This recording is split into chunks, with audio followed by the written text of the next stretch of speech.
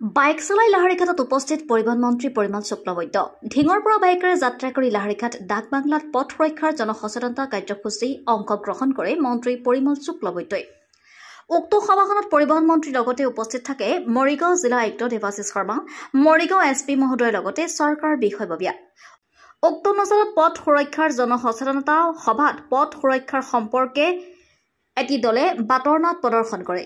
উক্ত সভাখনত পৰিবহণ মন্ত্ৰীৰ লগতে মৰিগাঁও জিলা আয়ুক্ত দেৱাশিষ শৰ্মাই পথ সুৰক্ষাৰ বিষয়ে ৰাইজৰ আগত গুৰুত্বপূৰ্ণ মন্তব্য আগবঢ়ায়। News desk report Arunodoi Assam.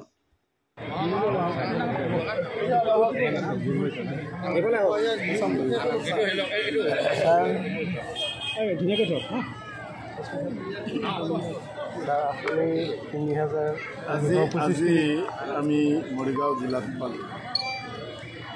অনুৰোধ হয়তো জ্ঞাত যে যোৱা 11 মাহে মৰিগাঁৱত 77গৰাকী মানুহ প্ৰাণ দিবলগীয়া হৈছে। এই ক্ষেত্ৰত আমি আৰম্ভ কৰিছিলোঁ আমাৰ যিবিলাক ৱৰ্ল্ড ৰোড ফেচিলিটি ৰিমেম্বাৰেন্স হৈ আছে কামৰূপ ৰুৰেল।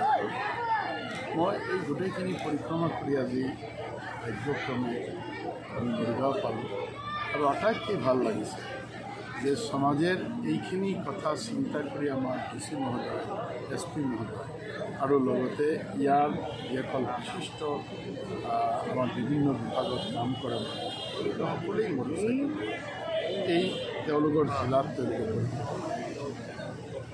তাৰ মূল কাৰণ হ'ল মটৰচাইকেলত আমি দেখিছোঁ যোৱাবাৰ 79% পলিউশ্যন এতিয়া গৈ হয়তো বা আজি বা কালিৰ ভিতৰত আমি ইয়াতো দি আছিলোঁ, কাৰণ বিশ্লেষণ তেওঁলোকে কৰি আছে। এভৰি মান্থ আমাৰ এইবিলাক বিশ্লেষণ কৰি থাকে। ইয়াৰ মেম্বাৰ ছেক্ৰেটাৰী আমাৰ মাননীয় মুখ্যমন্ত্ৰী ডাঙৰীয়া প্ৰতি মাহে তেওঁ ৰিভিউ লয়। তেওঁ একেবাৰে গ্ৰাছৰুটলৈকে এই 4-5 দিন আগতো আমাৰ দ্বিতীয় লেভেললৈকে ডিচিৰ যোগেদি গোটেইখিনি ভাল কৰিছে। এতিয়া কথাটো হৈছে যে কোনো না কোনো ঠাই আমাৰ নিজের দোষের কারণে আমি এক্সিডেন্ট আমি বিশ্লেষণ করে দেখিলোঁ আর সকলে মিলে সব ডিপার্টমেন্টে মিলে এই যে মাহেকি আমার রোড সেফটি কাউন্সিলটো পড়ে আমার পুলিশ, আমার ডেপুটি কমিশনার, আমার PWD, excise, transport, education, health গোটেইখিনি বহি আমি দেখিলোঁ মূলত 5টা একটা কারণ হল হেলমেট নিপিন্ধা, দ্বিতীয় কারণটো হল অত্যধিক তীব্র গতিত গাড়ি চলোৱা, তৃতীয় কাৰণ হল ড্ৰাঙ্ক এণ্ড ড্ৰাইভ, চতুৰ্থটো হল এই টেলিফোন লৈ কথা কৈ ড্ৰাইভিং কৰা, মনটো অলপ হৈ যায়, আৰু ছিট বেল্ট আৰু লগতে অলপ ট্ৰাফিক ৰুলটো যদি অলপ মানি চলে, লেফ্ট ৰাইট অন্তত জ্ঞান থাকে, তেতিয়া এইখিনি এক্সিডেণ্ট তেতিয়াও আমি দেখিলোঁ যে অসমত এক্সিডেণ্ট এইখিনি খালি মানি চলে 85% এক্সিডেণ্ট একেবাৰে টোটেলি নহয়।